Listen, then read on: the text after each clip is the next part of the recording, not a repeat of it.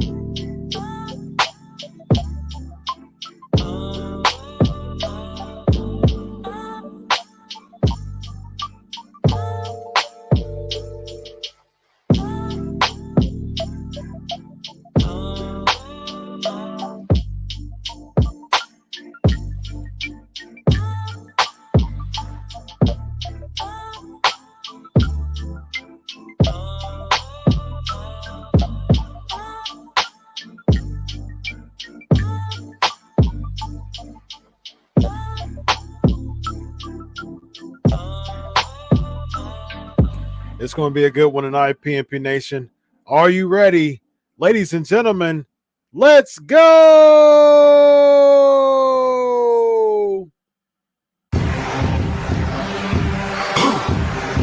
Yeah. You already know what time it is. It's that official time.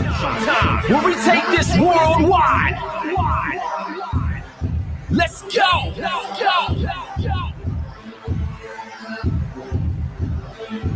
Listen.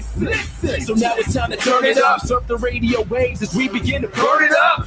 We all up in your area like landscape. Definitely bringing you the pancakes. It's a mandate that you tune in. It's time to move out so we can move in and recognize that this is no illusion. I'm here to clear the air so that there is no confusion. It all started off in the book of Genesis when Jacob was wrestling with who he thought was his nemesis. And when the man saw he couldn't overpower him, he touched his hip but he really couldn't devour him. And from that point then we hear a name change, rearrange the game, so now we gotta change lanes. So I'm here to let you know it's time to listen to the Pancake and Powerslam show. Let's go. Turn it up. It's the Pancake and Powerslam. Turn it up. It's the Pancake and Powerslam. Turn it up. It's the Pancake and Powerslam show. Turn it up. It's the Pancake and Powerslam. Turn it up. It's the Pancake and Powerslam. Turn it up. It's the Pancake and Powerslam show. Turn it up.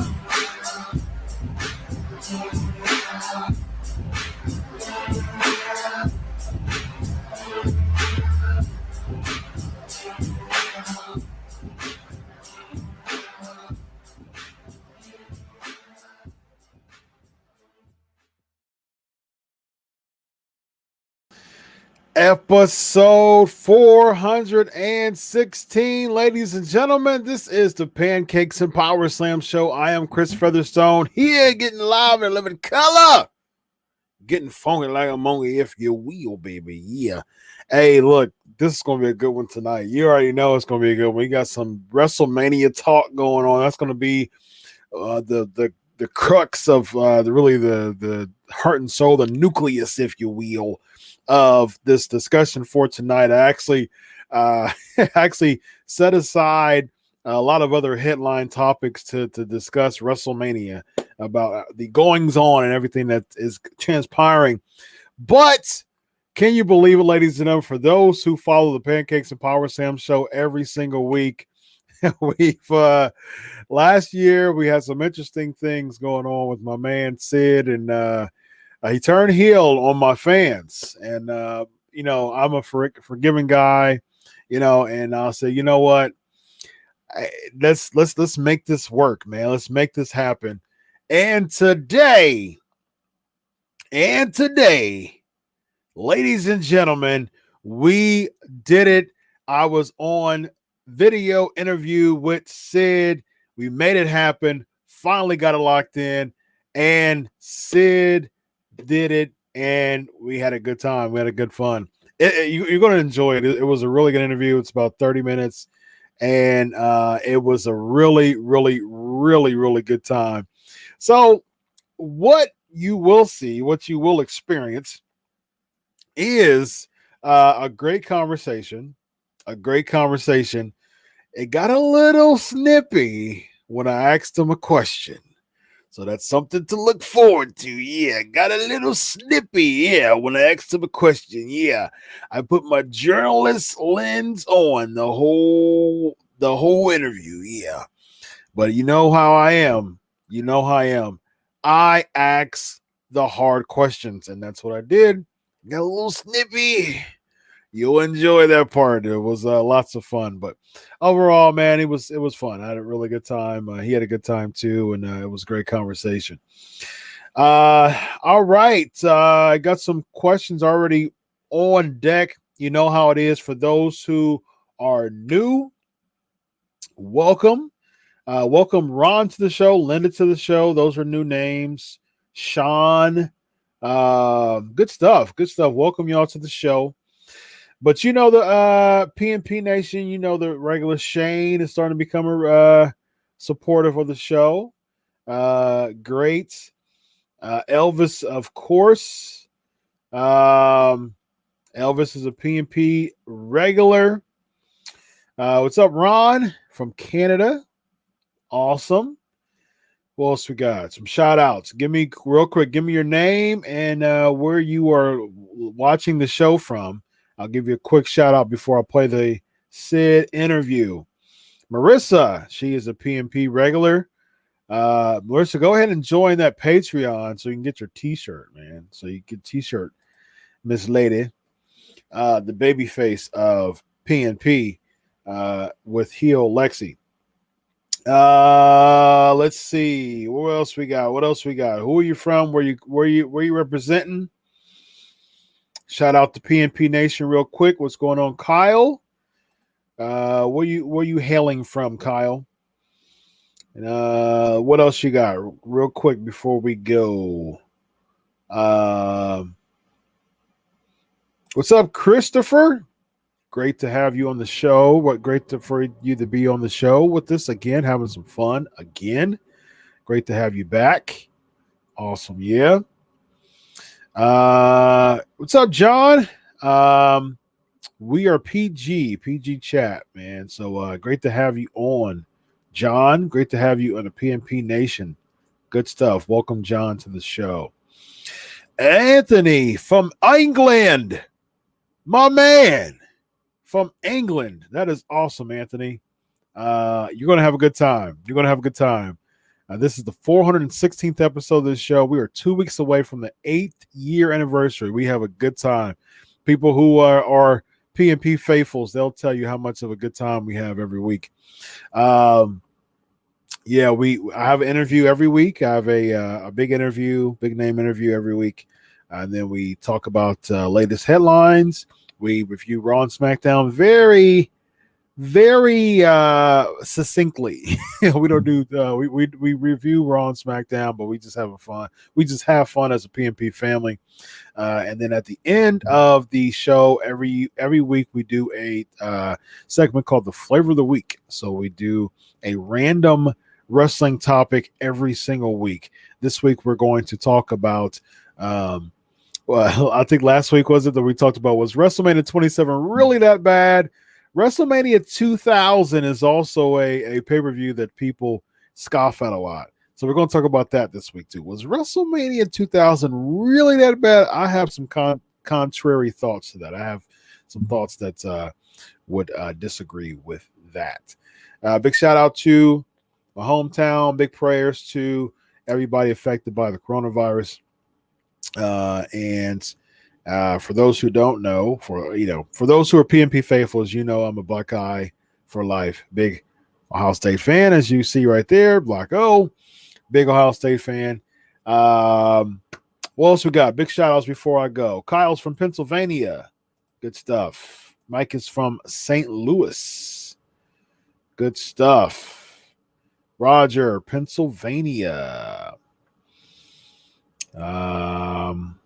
Real quick, Elvis, I think it's a good call. I don't. Marcus Mariota is not. He wasn't going to get that starter position. Ryan Tannehill's the guy. He committed as well, and Brady announced that he's not going to be with New England. So that is interesting. What else we got? Joseph, unfortunately, sorry about that, man. You're from Michigan. Thank you for being on the show tonight, though. Thank you for being part of the PNP Nation. No matter what, I'm an Ohio State fan. I am boo-hoo anti-Michigan, but Joseph, you're my guy, man. Appreciate you being with us tonight. Welcome, Joseph, to the show. He's new to the PNP family. Brendan is from Illinois. Sean is from Chicago. John is from Flint, Michigan. Once again, I apologize for that. Just fibbing with you. Mike, PNP faithful, filming from Harrisonburg, Virginia. Awesome stuff. Go check out his stuff on the Hunt channel, by the way. Big where is Hill Lexi? I don't know where Hill Lexi is. She'll pop up. I'm sure she'll pop up. All right. Cool. Good stuff. All right, so let's without further ado, I'm about to play this Sid interview. Like I said, it's about 30 minutes. It's a video interview, so it's me, him, video, good stuff. We had a really, really good time, really, really good conversation. Sid's a really cool guy, man. Got a little snippy, yeah. And then I had to go back with him. It was very interesting. So look forward to the question I asked about the promos.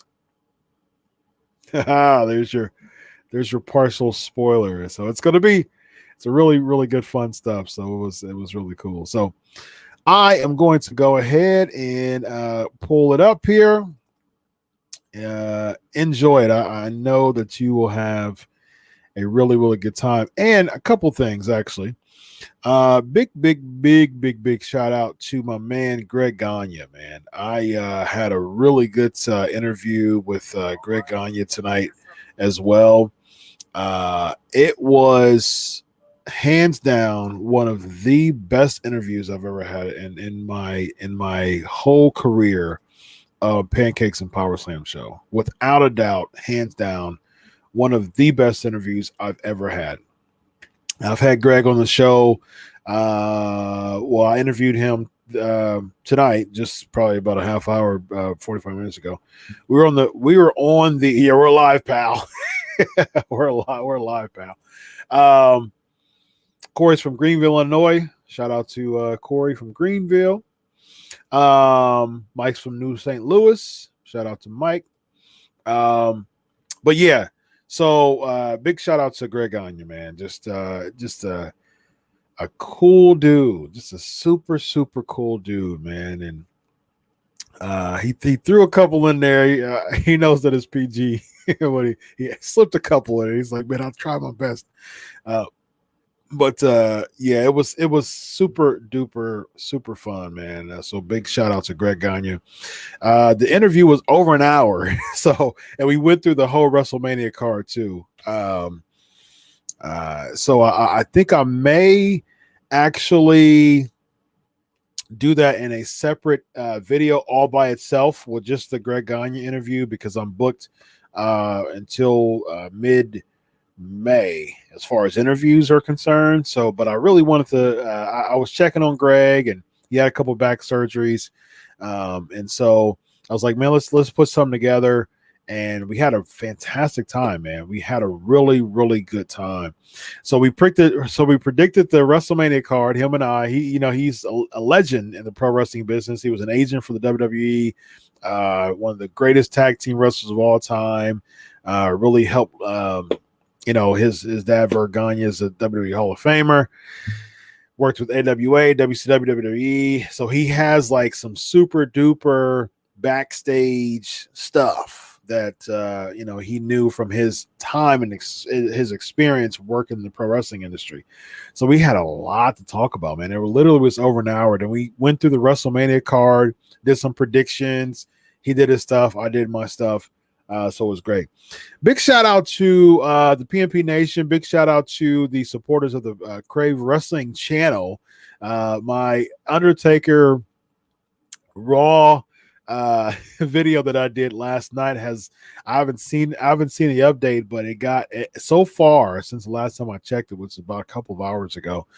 It has generated over 30,000 views in less than a day, less than 24 hours.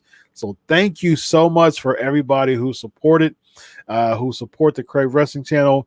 Turn those views into subs. Go ahead and like, comment, share. PG comments, though. I had to delete some because, I keep it PG. Yes, Marissa. Thank you. Welcome all new people to the PNP Nation. Absolutely. Jonathan from Scipio, Indiana. Good stuff, man. Absolutely good stuff. But yeah, big shout out to the supporters of the Crave Wrestling channel. Again, turn those views into subs. Let's get those subs up, okay? If my video can generate over 30,000 views, look, you can agree with me, you can disagree with me. Of course, I don't care about that. But I'll turn those views into subs. So as of a couple hours ago, and I'll check it when we go to the Raw. I'll check it again when we get to the Raw and SmackDown segment to see where I was. But less than a day, the video that I talked about, the Undertaker, when the Undertaker came out in his I don't care gear, singlet down. I was like, man, I got to make a video about that. So I caught wind, and it's generated over 30,000 views. So 30,000 views so far. So what's going on, Al? Thanks, Brendan. Appreciate it, man. Brendan is starting to become a PNP faithful. Good stuff. All right, man, let's have some fun. We're going to have some fun tonight. We got a lot to talk about tonight. WrestleMania, cancellation, all that stuff. We got some WrestleMania trivia as well that I'm going to have tonight. Again, PNP, the flavor of the week we're going to talk about WrestleMania 2000. All right, so without further ado, let's do this. Sid, bringing him on. Here we go. You're going to enjoy the interview. It's going to be fun. Let's go.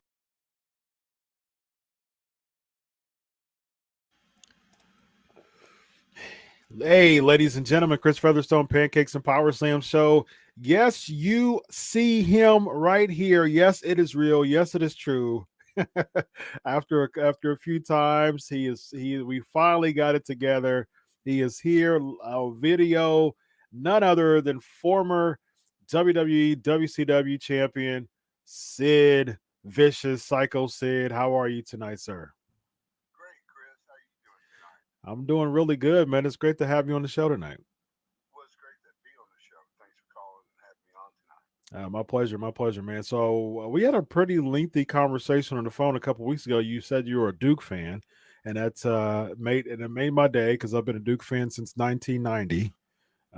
So with everything that's going on right now, with them shutting down the tournament and and everything. Just how do you think that has a effect on the players as far as just the conference tournament shutting down, the NCAA tournament shut down, and then they were thinking about actually making like fake brackets just to kind of do that, and then they shut that down too. What are your thoughts on all this going on? Man, I'm first of all, I'm just going to say this, and I'll try to answer. I don't know what I don't have. There's so many thoughts of what is going on. You know Yeah, what I mean? yeah. To just hit one. I will say this. I'm a really big fan of college basketball, and I'm going to tell one story real quick, and then we'll try to answer it real quick. When I was a kid, me and a couple buddies of mine, one of my friends, we were both in pilot school together, Mm-hmm. and we got on this deal where we were betting on college basketball and to sway the point spread one way or the other. Say Duke was favored by 3. If Mm-hmm. I wanted to, I could get 4 points if I bet every game that was played that day and night. Every game. That's a lot of games in the NCAA. Okay, so I did this through a whole year one year. And long story short, that is the year that NC State won the national championship, Mm-hmm. and where I got 8 or 9 points, and I even went one bet straight heads up with my pilot instructor, Mm-hmm. um, and I won that game. So, man, college basketball is, to me, the greatest sport alive. I love it. And to miss that right now, man, again, I don't have an answer, but wow, Yeah. wow, you know, Yep. uh, it's just I can't imagine. And then you got to think about these kids, um, uh, real quick, a story we all probably heard. We saw LeBron James say, first of all, we can't play this game without fans. Same thing I think we're all thinking about wrestling Yep. without the fans out there. Mm-hmm. Um, it's just, first of all, I don't think you or I or anyone I've talked to could have said that anything like this was ever going to happen. Exactly. Yep. You know, I mean, never. Yeah. This is almost. My wife was and I were driving this morning, and we were talking about it. Just say, for instance, I have a little bitty part of a charity I work with. It's not mine. It's the deacon of my church. His name is Drew Woodruff, and we feed the homeless on Saturday mornings. Mm-hmm. And all we give out is 2 cans of Viennas, a pack of crackers, a Mm-hmm. bottle of water, a moon pie, or a bag of raisins, whatever we can get from the food bank, whatever, something along that line. Mm-hmm. And because he couldn't get the 4 cans of Viennas at this one store, Mm-hmm. we were limited what we could even do. And now, now they're talking about if no one of 10 people more can gather together, that means that we can only give away 120 to 150 bags. Mm-hmm. We won't be able to do that either. So it's affecting everything, man. Wow. And that's why I think a lot of people now step back and like LeBron and everybody, and I would have been the same. I would have wanted the fans at everywhere I was going at. But we realize now, and you know something too. So I was talking to a friend of mine, Rob, the other morning, my producer of my podcast, and I said, Rob, I don't want to be like an old fogey, sit here and worry about this, and everybody make fun of you. Mm-hmm. And then that was just 3 days ago. Yeah. Now Yeah. everybody's staying home. Yeah. So just like me, I'm sure like most of the people, like yourself, I couldn't have told you 3 days ago that it would be this bad. Yep. Yep. Yeah. Wow. Yeah. Yeah, it's I did see a article that China, where this was discovered. China, they quarantine, I mean they did like a 2 week shutdown, and so they're actually opening back up travel and doing, kind of getting back into normal life again. So yeah, that's great news. Yeah, that's great news. Because China and Italy are the two countries that's affected the most by it. So we'll see. I mean, just and you've been in the business for decades, and you've been to WrestleManias, and just what do you think Vince McMahon's mindset is with because he was playing stalemate with Tampa Bay with the officials, and they were talking to the commissioner. I believe his name was Les Miller. Um, he was talking about if Vince doesn't, make the decision, he'll pull the plug. And so we got the announcement yesterday you got the statement from WWE saying that they're going to change it to the Performance Center the same day in an empty arena, and just from you working with Vince McMahon for a long time, what do you think Vince McMahon's mind is or mindset is with all this crazy going on? I mean, literally, you're losing millions of dollars. You're losing so much money, and it's just, I mean, you're losing so much money with just merch from weekend events. Just like the access events and things like that. You're just losing so much money, and tickets for Hall of Fame and NXT and all that stuff. And so, what do you think Vince McMahon's mindset is in all this right now? Well, first of all, this is the first time, probably the only time that WrestleMania will ever be interrupted. It's going to go on, but it won't be like it was. Yeah. I've only been on one show my whole career where um, they didn't do the show, and it was because of the snow and the ring did not get there. Yeah. Okay. Yeah. And one show, and that was the only show in my whole memory of and being in the business that wrestling didn't go on. Mm-hmm. Mm-hmm. So that stays out. What year was that? Got let me think a second, Chris. I'll have to think about that. Okay. I'll tell you when it was though. This is when Brett and Diesel had their feud going. That was Let's see.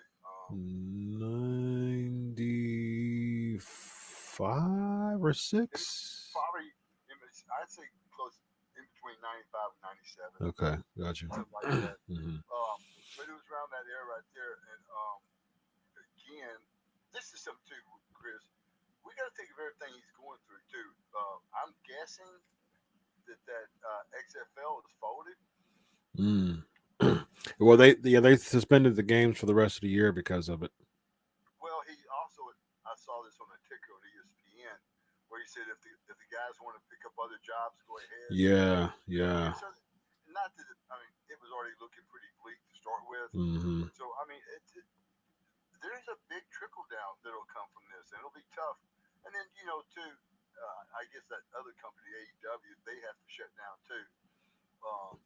Fortunately for the WWE, their crowds were so far down, it's probably not too far fetched that they could do a show. Yeah. But Yeah. Yeah. They could probably still do something live. Yeah, it's at this point, I've been following the press conference. I wrote politics really heavy for about a year and a half, and I've gotten out of it too much because there's just so much going on. But I do follow. I have picked back up and followed like the press conferences through this stuff. So I watched the press conference on Sunday while I was working my dissertation, and Monday I was reading about the other one. And so I remember 50 was the number, on Sunday. And I think, and then it dropped all the way down to 10, and now I'm hearing some stuff about 5, and so I'm like, ooh, man, it's just it makes it really, really tough, and to even because I was thinking about this. I was like, what, there's probably 40 to probably as far as wrestlers are concerned, and then personnel. But I think you can fill up 200 people easily, in that performance center with just the wrestlers and the personnel. Why don't you just have the wrestlers and the personnel be the fans instead of empty arena? But then I was thinking like that would be cool, but at the same time, you're not allowed to do that. So I'm just. This is the thing is, Chris, not to cut you off. No, you're good. Saturday night, I came in from somewhere, like everybody in America, Sam's or Walmart. Yeah. But when I came in, I was picked up the middle, second half of the UFC fights. Mm-hmm. And this is no kidding. This is how bad I feel. Not until the next morning did I know that there weren't any fans in the crowd. Yeah, empty arena. I didn't pick up on it. Mm-hmm. Which UFC is much different wrestling. They don't really show the crowd. Yeah, so exactly. I never knew that they weren't there until the next day. Mm-hmm. I think if wrestling did that, they could probably figure a way to keep on with their live shows. Mm-hmm. Think about this, Chris. Are you familiar with when someone says the old Memphis Saturday morning show where it was just about 15 people? Oh yeah. You know what I mean? Yeah. So you could Yeah. Um, That's when you were Lord Humongous, right? right. Yeah. So again, you can do that. I think UFC's made a living Hmm. out of showing reruns. Now, I don't know if wrestling could do that. If you could show a rerun and then have it like an interview with, say, the two combatants, Hmm. Hmm. the guy, whoever's in the angle. Um, I think you might be able to do something like that. So they'll figure out something to do. Yeah. Yeah. I think so too. Well, one of the things that will not be happening, according to the latest information, is they will not have a legit, Hall of Fame. They had Hall of Fame inductees, but they're not going to have a Hall of Fame ceremony because you can't. They're not. People aren't allowed to go, and so one of the things that a lot of people have talked about, I know in my personal circles, why isn't Psycho Sid in the Hall of Fame with the resume that you've built, former WWE champion? I don't understand, and for the life of me, and I've got some friends who uh, adamantly feel the same way. Why isn't Sid in the Hall of Fame? Chris, I really don't know the answer to that. Hmm. I do know just in the last couple of weeks there was we were some guy named Justin does some type of shows with the WWE. They wanted to come here to my house and do a show, Hmm. and but the thing was I was booked on the 22nd of that this past month, and I couldn't do it. And that was the day they wanted to come here, so we were going to plan to do it another day. Hmm. They were going to call me after the 22nd. Then the guy who was writing my book got in the middle of it, told them to come anyway, booked the flight to come with them to be here. I Oh, I had to stop that.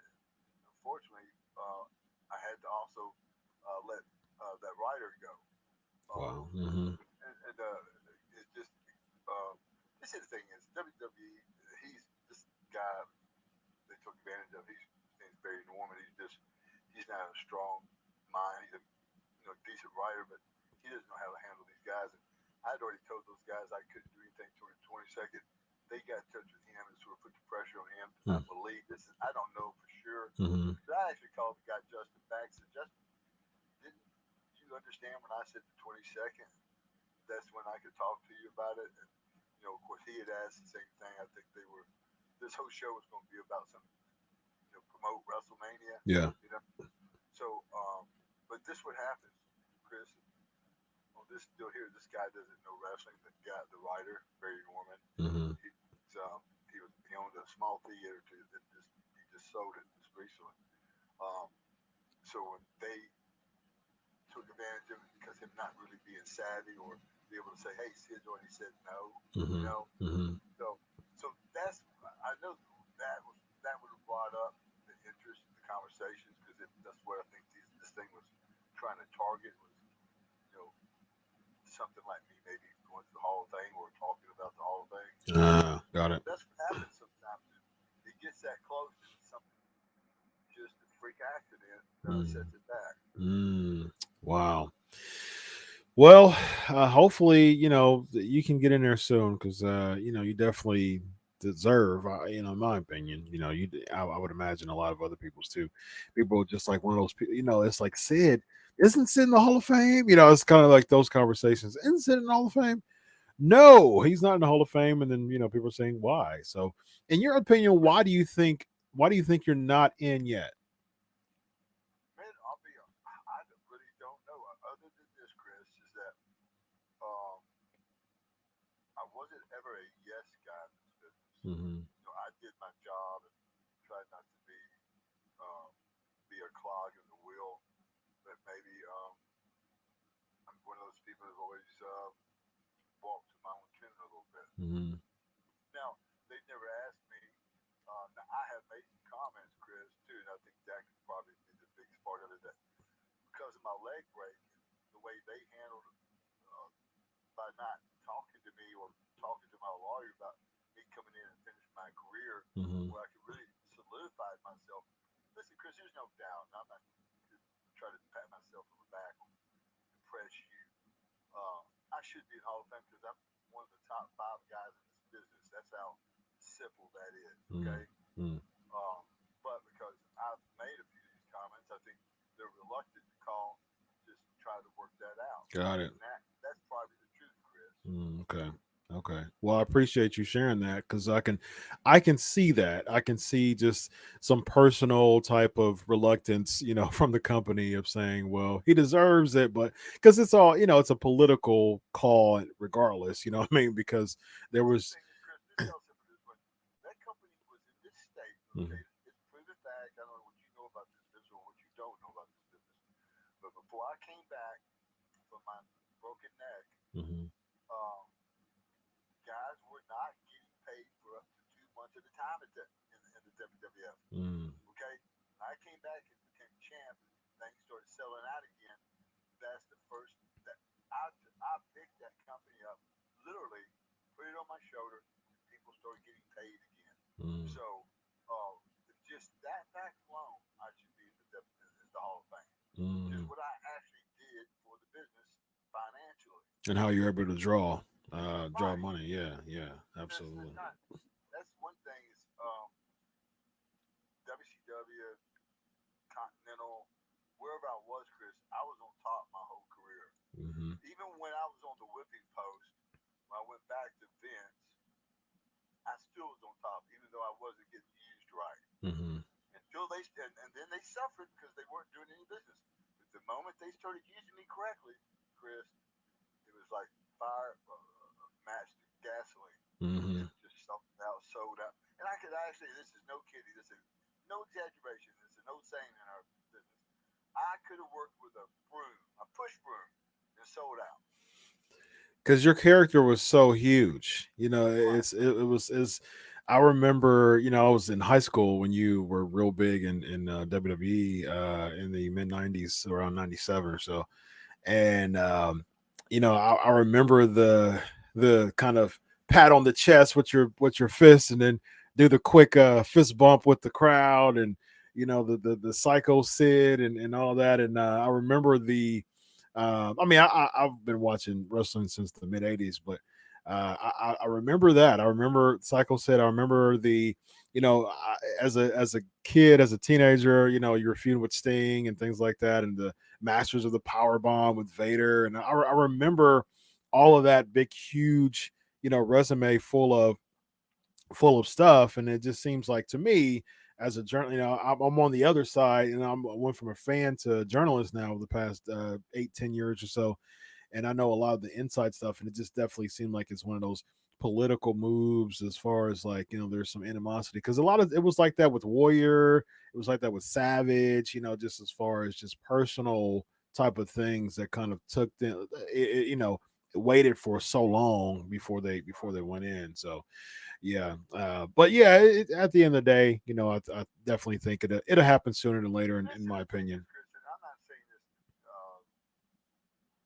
to again to solidify myself of what I did in this business, but if it never did happen, that's never going to discount everything I did for the Yeah, of company. course. Yeah, But yeah, this yeah. this is the thing, is Chris. I approach this business too differently than anyone else you've ever met. Hmm. I didn't. I wasn't a wrestling fan. Never watched wrestling. Only got into it for the to make money. Of course, I'm writing a book. Everybody will get to read that book and see the journey that I took, much different than everyone else. Hmm. I never picked up a wrestling magazine.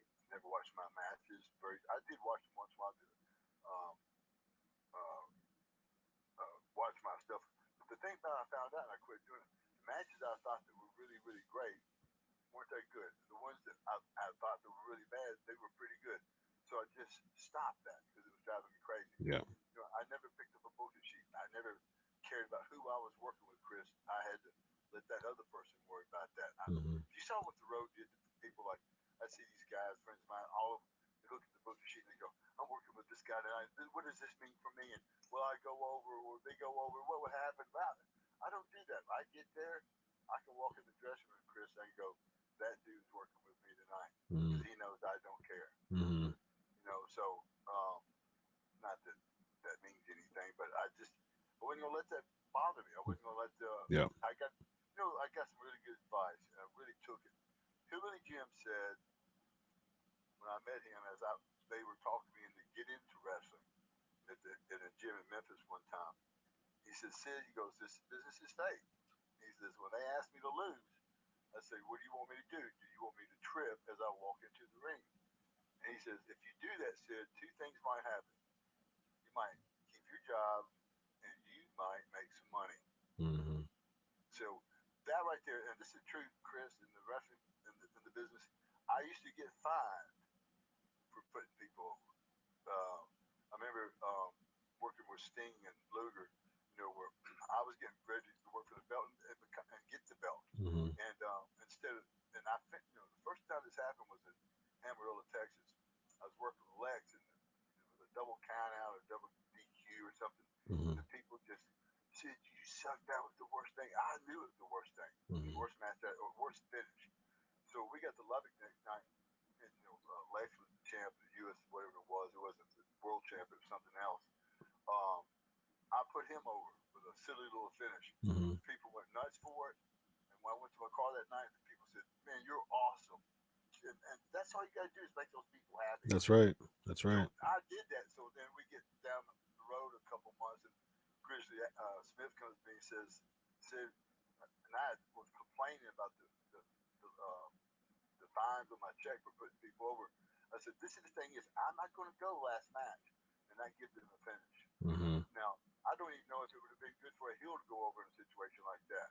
Because for me, I always knew by the next set of TV, people are going to forget about that. They're going to remember that guy that got stretched it out. Yeah. So Chris, I looked at this again as professionally. I also looked at it differently. I think the heel putting the baby face over is the greatest achievement that can be given to either participant in the match. Absolutely. Absolutely. You know what I mean? Yep. And it's so easy. That's Yep. the easiest thing to do. Yep. And then you'll be surprised how quick you make friends with, especially baby faces. They know that you're willing to do those things. Yeah, that's huge. Absolutely. Awesome. Well, I got some. I put some tweets out, and got a few questions to ask you from the fans, and we will close. I got a couple of things that I'm wondering. One, let's talk about one of the most hilarious moments, and I would imagine that you've taken it in jest at this point. That the promo that you did in WCW. Well, you had two promos. You had one with Jim Ross when you were when you thought it was live. You thought it was taped, and Jim Ross said we're live, pal. And then the one with I'm half the man, you have the man I am, and you have half the brain that I do. Yeah.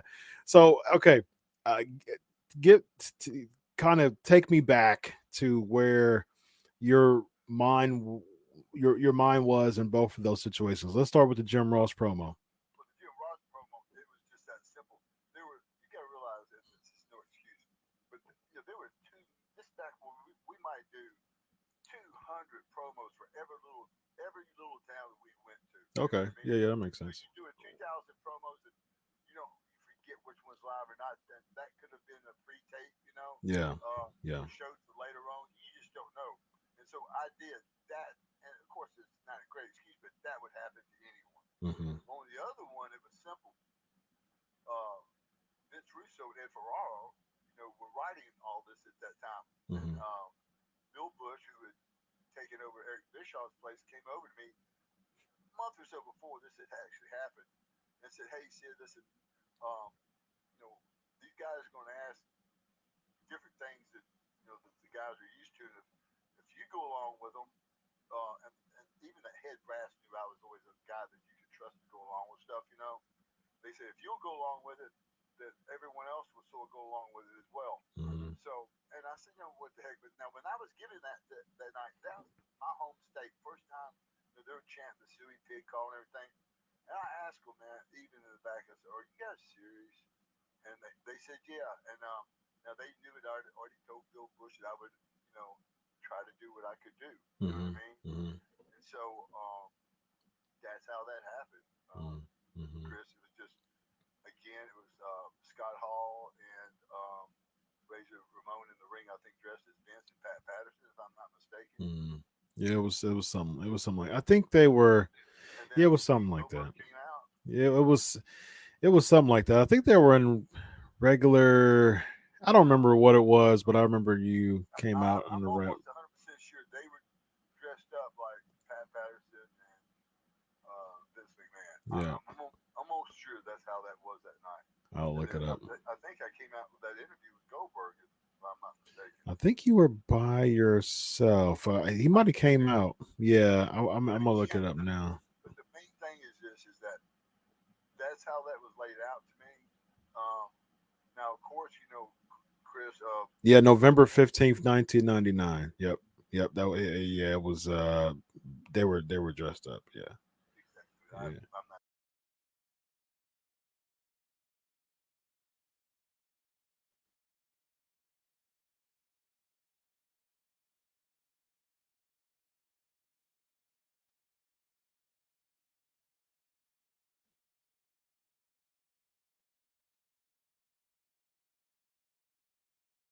They were passing that petition around in the dressing room, trying to start a union to get Vince Russo and Ed Ferrara back. Okay. Well, they asked me that night to put over Chris Benoit and put my foot under the rope. Well, I did that. As soon as we came through the curtain, they gave me the belt back and said that we're going to say that, and you're going to say Kevin Nash won this from Chris Benoit. He's going to put it back on you tomorrow night. So I was a part of things like that all the time, Chris. Yeah. And people don't know that. So I mean, everybody knows that story. And I'm not being hard on you, Chris, but as journalists, you need to know these stories as well. Well, I know a lot. That's just one that may slip through the cracks. So, No, yeah. it's just three that slipped through the cracks on you tonight. Say that again. It's just three that slipped through the interview, which you should have known. I mean, we all know that we're sort of doing what we're asked to do. And then this one, Well, I didn't know. I've never talked to you about that, so I've well, never. Yeah. that's been out there though. Yeah. I've seen a lot of your interviews, but yeah, I didn't see that one. So. But no, that's how again. Um, God, if you just saw some of the things they asked you to do, Hmm. or not just me, everyone, you just go, wow. Yeah. Well, it's a part of the business, and it happens.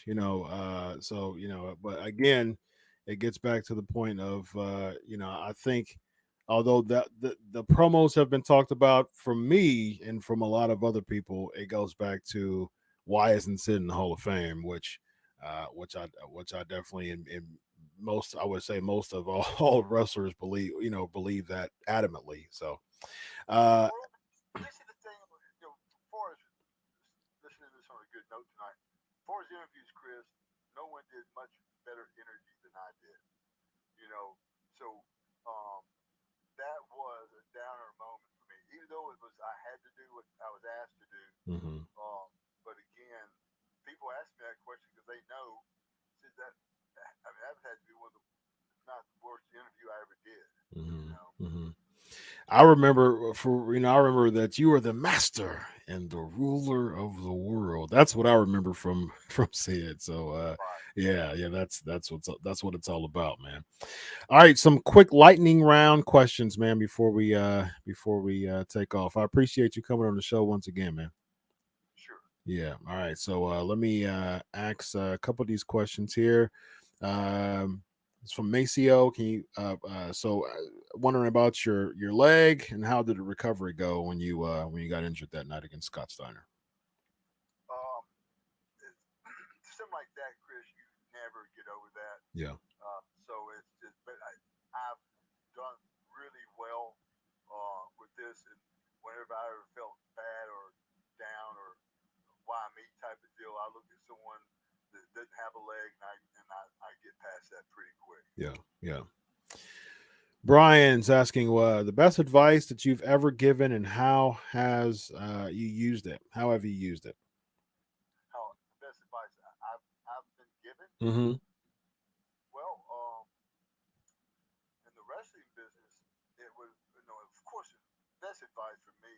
I tell everybody is just work hard. Yeah. Be honest to people. people, and that'll go a long way. Best wrestling advice would have been something I got from Eddie Gilbert over the years. Eddie was pretty much instrumental, not one of the most, instrumental person in my career. And I tell you, it sounds weird to people. This is what Eddie taught me in the long run, and this would blossom to turn into many thousand things. But really, it taught me how to be comfortable. Yeah. In an uncomfortable situation in the ring, and where you were that comfortable in an uncomfortable situation, Yeah. you probably knew what you were doing. Yeah, that's good, man. That's good. And lastly, WrestleMania 8, the DQ finish. What was the details about that? Was it supposed to always be a DQ, or did it change up? No, Chris, when I first went there, that was supposed to be the first show before I did my first live show, which it didn't work out like that. Mm-hmm. I was supposed to beat Hogan and go right into or beat someone and go into that. Before we got to WrestleMania, I gave my notice at Albany, and so they made that up, I guess.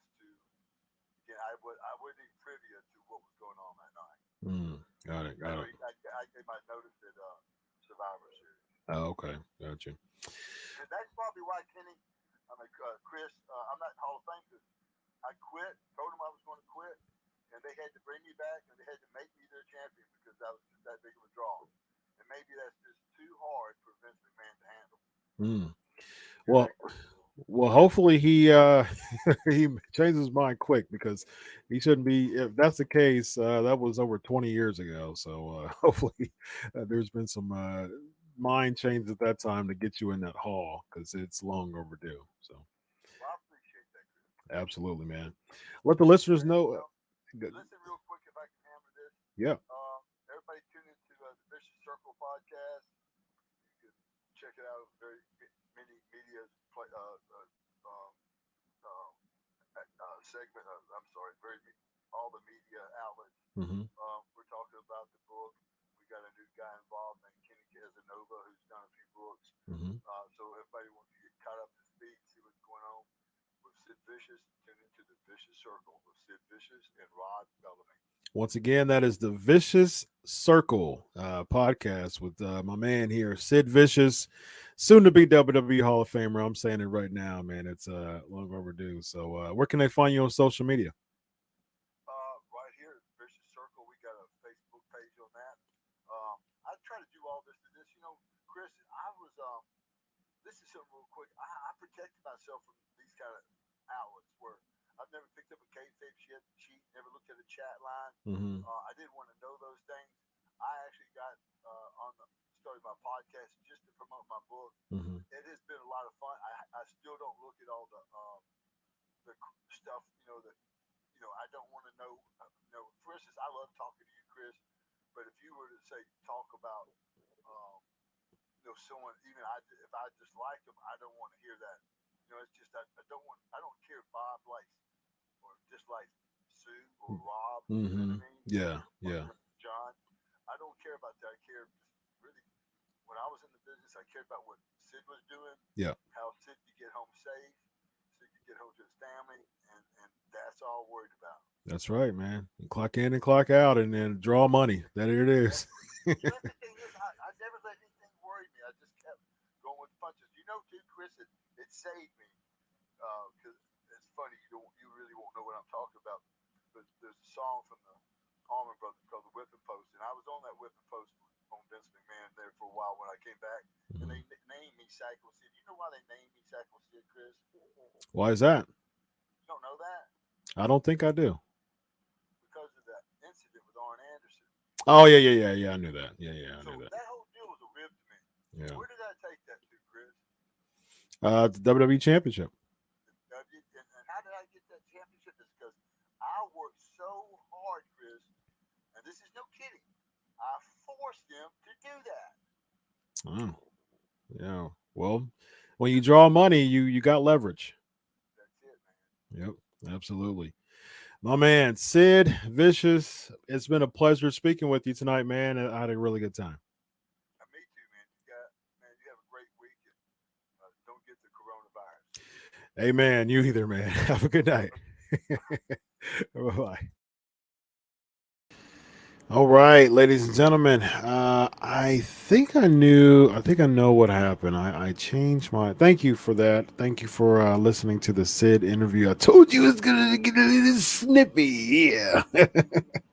But I think I knew what happened. Let me check one other thing.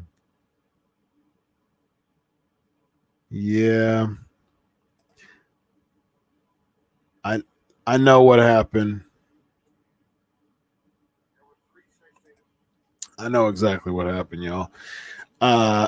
So I linked up my I had a meeting today, and then I had to change my speaker settings, and it's every week I'm so used to having the same speaker settings. And so man, yeah. Because Ganya's interview was really, really, really good, man. Sid's interview was great too. So big shout out to Sid. But Ganya's interview was really good.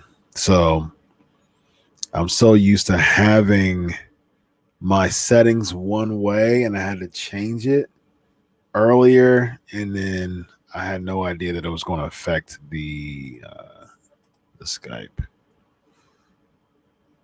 Yeah, so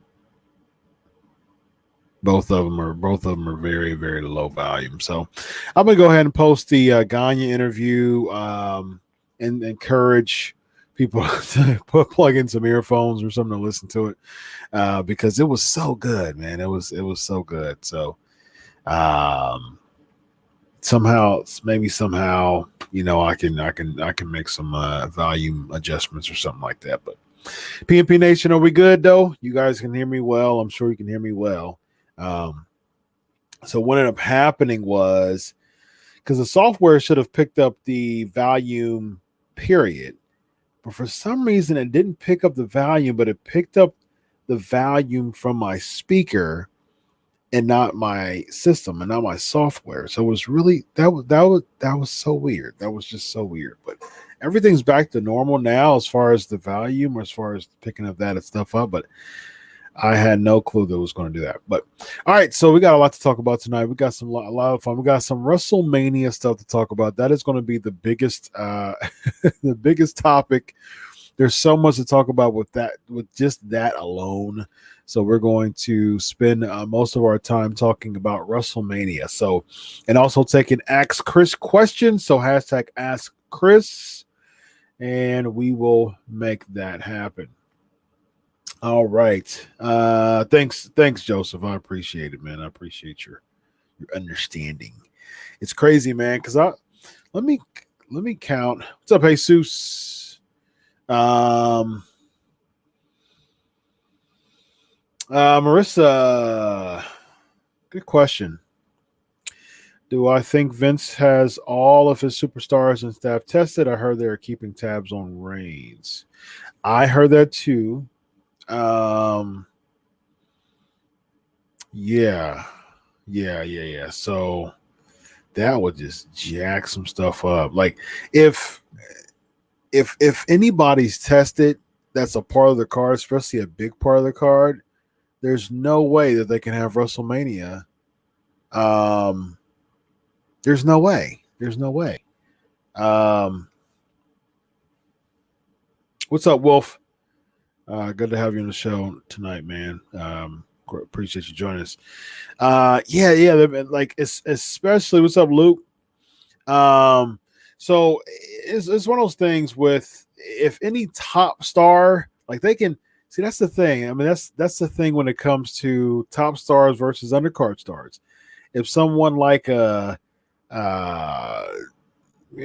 someone like a Carl Anderson, big Carl Anderson guy, I used to, I loved him in Japan. But if someone like a Carl Anderson or someone even is in a match, someone like Otis and Ziggler is rumored. Someone like Otis or Ziggler, if one of them tested positive, they'll just scrap him off the card. But if someone like a Reigns or a Lesnar and Goldberg, Lord forbid, if any of them are tested positive, I mean, that can change the whole scope of the card. So it's a really interesting thing. It's a really interesting conundrum as far as just where that is. So we'll talk about that in the headlines. As far as we'll go further into that as far as the headlines are concerned regarding WrestleMania. All right. My Raiders fan now, Elvis is asking. Absolutely not, Elvis. Why in the world would you think that? I am a Tennessee Titans fan. Why would you think that? I was not a Patriots fan at all. I cannot stand the Patriots, as a matter of fact.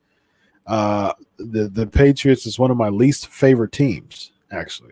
So I don't care where Tom Brady goes. I heard he went to the Bucs, but I don't care where he goes because I don't like the Patriots and I can't stand Michigan.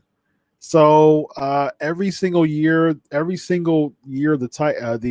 Patriots lost in some capacity, and then when Super Bowl, it was a win-win for me because the Patriots is one of my least favorite teams in the NFL, and I can't stand Michigan. So it all worked for me. Tom Brady is the ultimate heel in my eyes because of those two things. However, it would have been a babyface turn if he would have went over to Tennessee. I would have accepted him with open arms. But he's not. Ryan Tannehill will be the one that will steer the ship, and I'm totally cool with that. So kudos for that. Mariota, I wasn't a Titans fan because of Mariota. We beat up on Oregon in the playoffs, and I was a Mariota fan because he went from Oregon to Tennessee because I'm a Titans fan. Now, Tannehill's the guy. He was the guy last year. my headphones are falling off of me and squeaking and all types of stuff right now. I had something in my eye, and we're live, pal, and that's what happens when you have something in your eye and try to dig it out. You have your headphones drop on you. All right, here we go. Let's see. Kyle, I think they should have Truth win a 24/7 title and defend it all at Mania. What do you think? I like that. I think he should win the 24/7 championship at WrestleMania, actually. That's his crowning moment, I guess you could say. Crowning moment for R-Truth is winning the 24/7 championship. Now that is funny. Very, very funny, actually. That would be really cool if he actually won.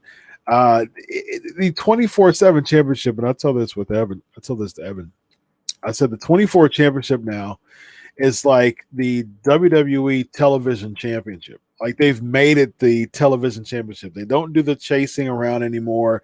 You legit have, like when Mojo Rawley won, it seemed like that could have been intentional because when Mojo Rawley won, he became like, well, I'm not going to run away from anybody. So he started actually defending it on segments of Raw. And it seems like they've kind of scaled back and even really nixed the idea in a sense, for now at least, to actually have people chase around the 24/7 championship. And then when, Riddick Moss won it, he actually defends it every week. I mean, not every week, but he defends it on Raw. He actually defends the championship in a match on Raw, and he's done that multiple times. So it seems like they're doing like a WWE television championship feel to the 24/7 championship now. So now we have an unofficial WWE television championship. There you go. What's my take on Undertaker versus AJ Styles, the promo from last night? Wasn't a big fan of the promo or the segment, actually. Like I said, I made a video of it yesterday. I wasn't a big fan of it, honestly. I don't know who came up with that idea. as far as just like so essentially what you're doing is saying, okay, let's pull in the Undertaker being old as a part of the angle, and yes, that'll stick. Let's take the kayfabe out of the Undertaker, and that will work. No, I don't think so. I don't think it'll work. I don't think that adds any type of spice or flavor, or it doesn't elevate the feud at all. Like Taker in a match at WrestleMania intrigues me. The fact that he's lost twice is definitely taken a lot of it. It's vacuumed a lot of that steam, but there's still some type of equity in a Taker WrestleMania match. If he loses again, I mean, he's done. I mean, there's no way. Almost just about, I would say that all of the allure of a Taker match would be gone if he lost at AJ Styles. But I don't think it adds to the feud. Honestly, I don't think it adds to the feud at all. So I'm not really intrigued to hear that. So speaking of that, let's see how many views that my Undertaker video on my Crave Wrestling page has now. I'm going to check and see. Right now it has 32,217 views. So thank you so much. Within a day's time, 32,217 views. Big shout out to the pro wrestling community. A lot of people liked it, a lot of people didn't like it. So be it. I'm the fact that I gained about 15 subscribers and it's got 32,217 views as of now. That means a whole lot to me. So thank you so much for your support. Again, turn those views into subs. So be sure to go ahead and subscribe to the Crave Wrestling Facebook page. Big shout out, y'all. Yes, Elvis. He drove for 17 hours. Isn't that crazy? Danny, what's up, man? Love the TV title with time limits. Thinking about old Dustin Rhodes for stunning Steve Austin matches. That's right, man. Danny's an old school fan like me. Interesting, Shane. Your prediction is Becky Lynch will lose to Shayna Baszler because Ronda Rousey will interfere. That would be very interesting. I actually like that angle. I got Shayna Baszler winning. But I like that angle though. It makes perfect sense. And it's a way to protect Becky Lynch too. Yeah, I like it.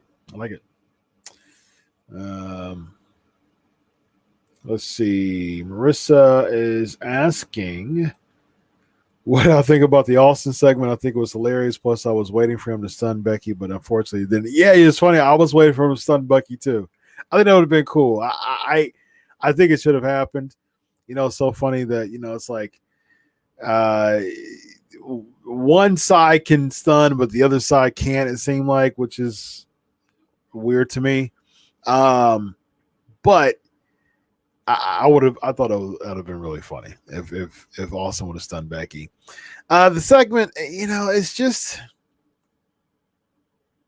they did their best, right? They did their best. There's only so much that you could do with just no fans, really. I mean, it just really sucks the life out of wrestling. This Raw and SmackDown really shows how much the fans matter, how much the fans mean at a pro wrestling show. It's saying so much. It really is, man. Like this is crazy, man. This is all kinds of crazy.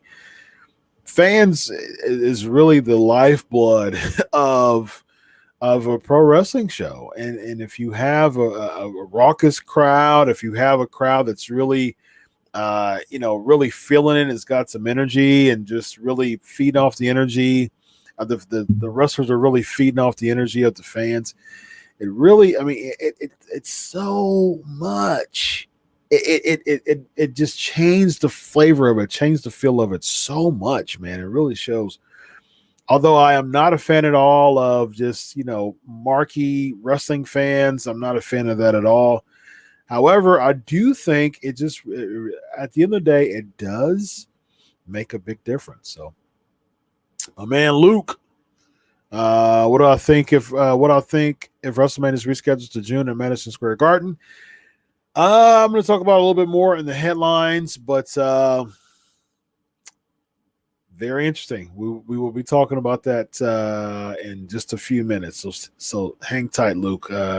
Luke wins the award this week for. So from now on, it's called Steal the Headline. Okay, so the Ask Chris questions, I'll answer them like I do every week, and it seems like this happens every week. Lexi usually does it, and Marissa's been doing a good job doing it too. Someone asks a question, and essentially they steal a headline. Usually every week I have about 3 headlines or so a week, the 3 of the biggest topics of this week when it comes to professional wrestling. This week, just 2. We're just going to talk about WrestleMania stuff because there's so much substance in both of them. One of these, spoiler alert, this is one of them. So, Luke, you win the award this week for Steal the Headline. What's up, Corey? Do I think Monday Night Raw and SmackDown was as boring as you do? They really need the fans back. Yeah, it was just it was essentially lifeless. I was really trying my best to really stay into it. Edge's promo was fantastic. I loved Edge's promo. This is one thing I noticed differently between SmackDown and Raw. SmackDown, they still weren't playing to the hard camera. Like I saw Morrison do it a couple times, but they really was still acting as if there were fans there. Like, come on, you don't have to do that. Like when Bayley and Sasha came out, they were still acting like fans were there. They didn't need to do that. Like what you do is you play to the hard camera. Like the fans are in the camera. There are people watching you right now live. Watching you right now live. Good question, Corey. I'll address that in a bit. There are people watching you live, like your fans are in that box, right? The camera. So you look in the box and you have to pretend that thousands of people, and essentially millions of people are really watching you through that box. So you have to play to the box. Now it's funny because that's the unwritten rule in wrestling that you don't ever look at the hard camera. The hard camera is that's the hard camera right there. So if I'm looking straight at the hard camera, boom, you don't do that. So you have to look that way, you have to look that way, and you have to play here, you have to play there, but boom, I cannot look in the hard camera. So that is the rule for when it comes to pro wrestling. I think you should abandon that rule, at least for now, and you have to straight look at the hard camera. You have to say hard camera, the fans are right there, the viewers are right there, I'm looking straight into the hard camera. That's what made Edge's promo on SmackDown feel good. Like I was into it. I was sucked into Edge's promo on SmackDown because of that. So he did a really good job playing to the hard camera. Really, really, really good interview really good promo that Edge did. He drove 17 hours. That promo was worth it because it was really good. Already a good story, and that promo it drew me in even more. So big kudos to Edge for that promo there. But like Miz and Morrison, Miz was paying off to the hard camera, right? So he was like pretending that fans were there, and then Morrison will look at the hard camera a couple of times and play to it, and Miz will look off. And I'm like, no, that rule shouldn't apply. When there's literally nobody in the audience, there's nobody in the audience.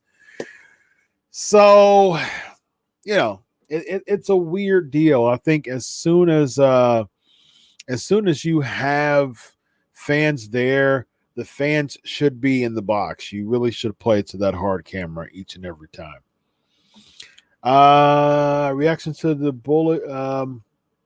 British Bulldog, Ben Hall. Dynamite Kid is not. I love it. British Bulldogs is one of my favorite tag teams of all time, hands down. British Bulldog, he should be in the Hall of Fame. He had a decent career singles. Of course, Wembley Stadium 1992 was his crowning moment. This is his biggest moment. I would argue that's his biggest moment ever. Beating Brett for the Intercontinental Championship. Intercontinental Championship main eventing at SummerSlam, and the SummerSlam was in the UK. Like that was just a really, really big moment for Bulldog. I still think he's an uncrowned champion. I think to me, it's so weird to me that he never won the WCW or the WWE Championship. I think he should have won both. But as far as Dynamite Kid, politics, to be honest with you, Dynamite Kid really had a rough latter stages of his life. And just not even the latter stages, but Dynamite Kid wasn't known to be a very rough around the edges type of person. So I would imagine that it's politics. If it was up to me, it would be the British Bulldogs in the Hall of Fame because,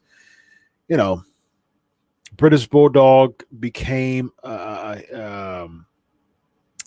he became a star because of his British Bulldogs tag team. So honestly, I think the British Bulldog should have won it as a team. You do snuff Dynamite Kid and all that he's done because of that, but I get it, but I would have done it as a team, but I'm happy that the Bulldog is in there.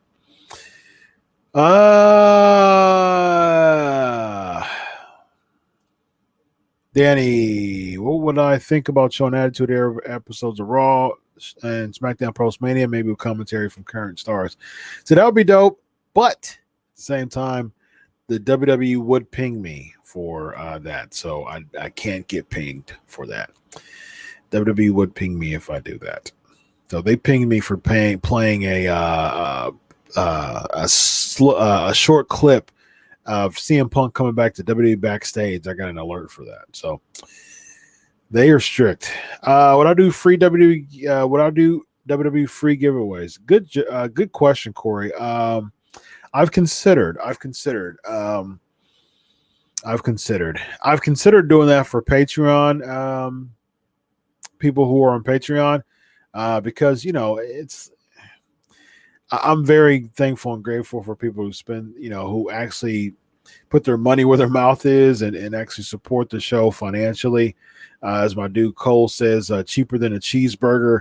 It's like $6 a month, y'all. I literally bring you interviews every single week.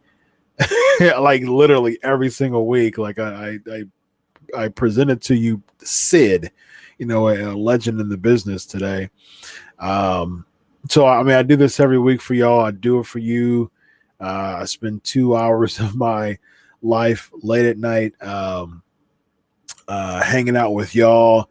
I really bust my butt to make sure that I have interviews on this show every single week for y'all. So $6 a month to support the show. And then after 3 months, you get 1 t-shirt. And after 6 months, you get 2 t-shirts. So I think it's fair. I think it's a very fair trade. That I bust my butt every week to make sure that I have an interview. And a lot of times I'm stressing out and try to get an interview for y'all and make it happen. I'll never forget this, man. Shane Helms, I'll never forget this. He gave me major kudos. I talk to him on the phone every now, sometimes when I talk to people, I have just short conversations. I always tell them it's a PG show, refrain from profanity and stuff like that in their interviews. And so But there's certain people who you actually enjoy chatting with. Like you actually have a good chat before you go live on interviews. Those are the interviews that I absolutely love. I absolutely love people who I can literally just talk on the phone with, because I love my journalistic style. It's funny because as a journalist, I've picked pieces from people here or there, and I definitely believe I've confidently created my own type of brand of journalism. And when it comes to interviews, I love doing interviews. I have a craft at that. I think it's just an organic feel. It's a natural feel. What is funny, because one of my favorite, my all-time favorite actor is Chris Farley. So, back in the day, I watched the Chris Farley show, and he would have his index cards, and he'll be interviewing someone like Paul McCartney. And like, you remember when he'll ask him a question, and the Paul McCartney it was just like a close in the question, and Paul McCartney would be like, yeah, or answer briefly, and he'd be like, yeah. It's like, that was awesome. And then he'll hit his head like, you idiot, and all the guests would just kind of console him because he was like super hard on himself. And it's funny because I look at stuff like that. I look at the Chris Farley podcast, or the Chris Farley podcast, no, Chris Farley show back in SNL. I was a huge SNL buff back in the day. Huge. From like 1989 to like 1999, I probably watched every single SNL episode in that 10-year span. I was a huge SNL fan. Big Chris Farley fan, all-time favorite.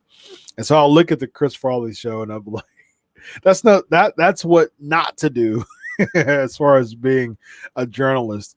And over the past, 7-8 years or so, I really picked up different styles from different people and kind of made it my own, kind of tweaked it and made it my own.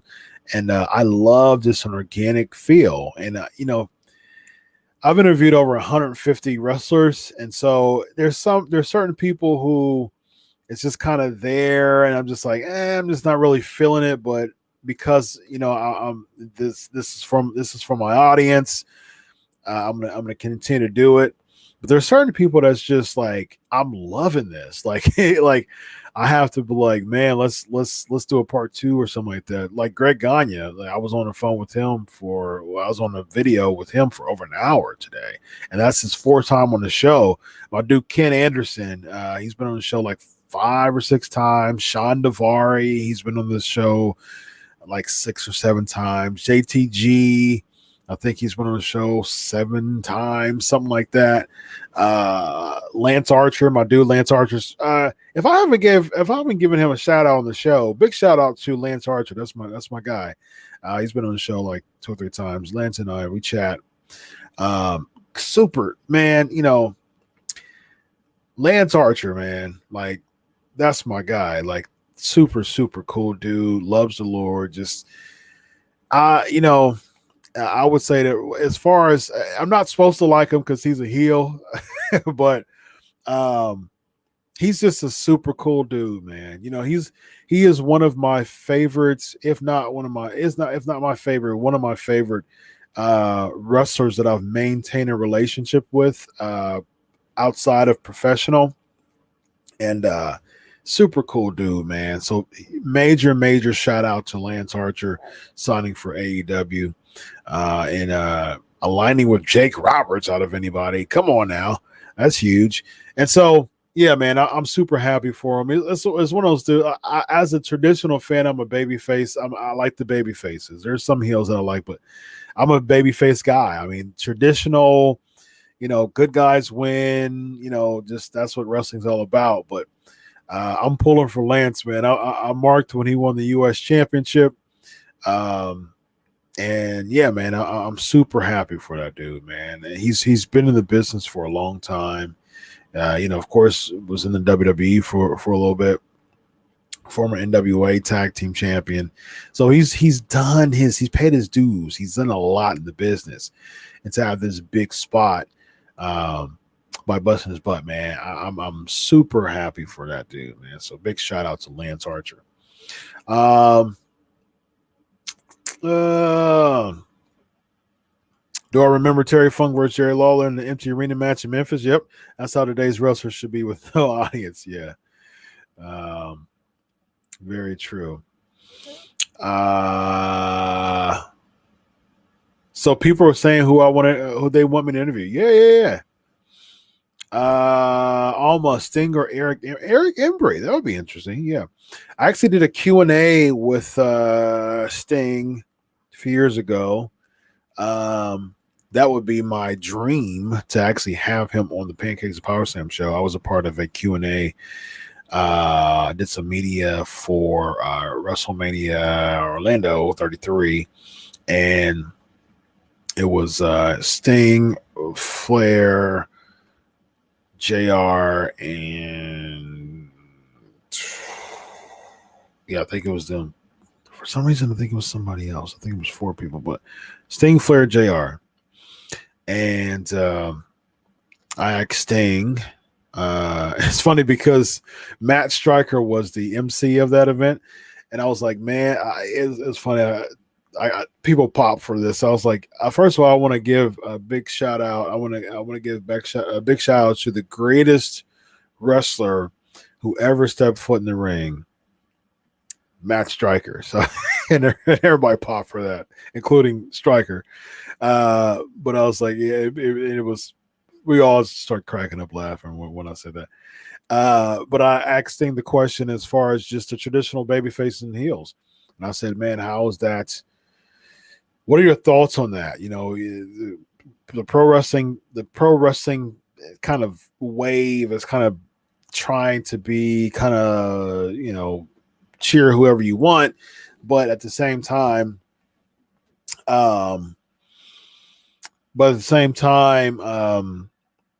you know, the art of the baby faces and heels are so important still to put people over. And he agreed wholeheartedly.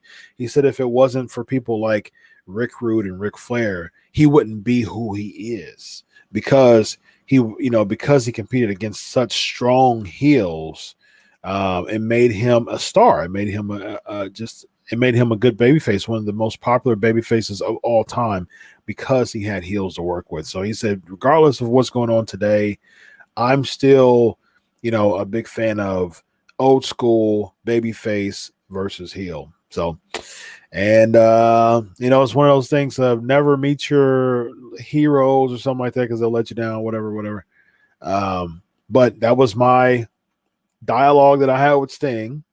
And he loved the question I asked, and he answered it exactly the way that I agree with. So it all worked out. So, so hopefully I can bring him on the show. So people are saying who they wanted me to interview. So you can keep those coming. That would be cool. So Shane wants me to interview Kevin Von Erich. That would be pretty cool. The Undertaker. Unless you're WWE affiliated or Pastor Ed Young, you won't have any interviews with the Undertaker. Rocker Austin, I almost got an interview with The Rock, actually, when I was freelancing for Fox Sports a few years back. We almost got an interview with The Rock. He was doing some filming or something like that, but he was interested, but he had some filming to do. And so he couldn't do it at the dates that I wanted to schedule the interview for Fox Sports. So almost got The Rock, maybe one day. Almost got Batista too, but maybe one day. I have talked to The Godfather a few times. We actually had an interview scheduled end of last year, but he was like catching a flight or something like that. And there was something going on that we had to nix it. He agreed that day, but he couldn't, and so we just haven't rescheduled it yet. So Ron Simmons and JBL, or just Ron Simmons or Hacksaw Jim Duggan. Yeah, I'd be cool. That'd be fun. That'd be fun. With all any of them. So I love Dugan. That's what they used to call Hacksaw Jim Duggan in when he was in Mid South and UWF. Jim Dugan. They legit used to call him Dugan. I actually have the Mid South DVD. It's my collection of DVDs here. The Mid South DVD is somewhere over here, but I have this one is not even open yet. I haven't even opened this one yet. I bought this like a year or two ago, and I haven't even opened it yet. The history of the Hardcore Championship, unopened, so I have to watch that soon. I got some good ones on here. This one's the U.S. Championship. Speaking of JBL, he emceed this U.S. Championship, a legacy of greatness. This one was cool. What about Lita or Trish? I think I was talking to Lita's agent. I don't remember what happened with that. I've chatted with Dreamer, actually. We were supposed to do an interview a few years ago. I don't know what happened with that, but last year I was supposed to do something with RVD, but that did not happen. Interview former contestants on Tough Enough. I've interviewed Daniel Puder twice. Yeah. Sammy Guevara. Yeah. Molly Holly or Victoria. I agree they both should be in the Hall of Fame, hands down. I totally agree with that. Cool. All right, I'm about to bring up my guy. This one is really good. I really enjoyed this one. NWO, The Revolution. I have that one. That one's pretty good. Let's see what else I got to show you real quick. I got a few in my repertoire here.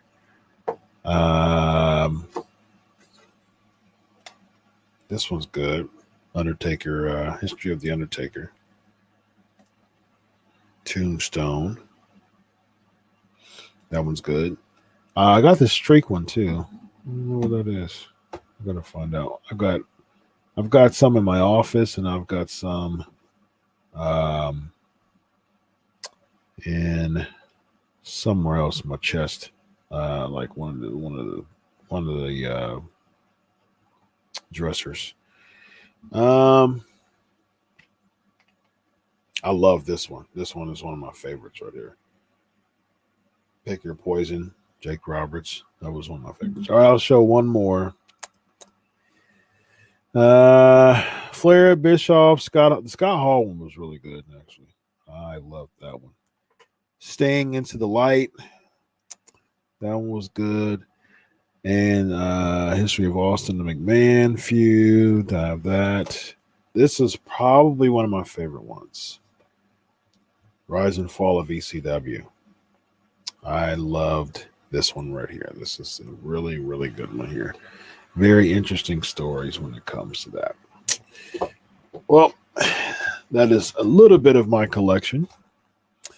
I'll expand it soon. I really don't look at DVDs that much. I mean, I would look at a DVD in like 2 or 3 years. I haven't even opened that hardcore one, which I should. I need to open it. And yeah, I can't. There's more I have too. I have a Mid-South one. That's actually one of my favorite ones. I love the Mid-South one. All right, ask Chris. What happened to Maven? I don't know, man. I want to bring Maven to the show. I think I have his phone number. I'll call him. I got his number, so maybe I'll give him a call. I was a big fan of Maven. Let me clear. There we go. Much better. All right, cool. Who do I want to interview that I never did yet? Kyle, good question. Sting. I mean, I did do a Q&A interview with Sting, but he's never been on the show. So if that don't count, I'd say Jericho. Yeah, Jericho. Boogeyman, that would be cool. I think I've chatted with the Boogeyman before. Cool.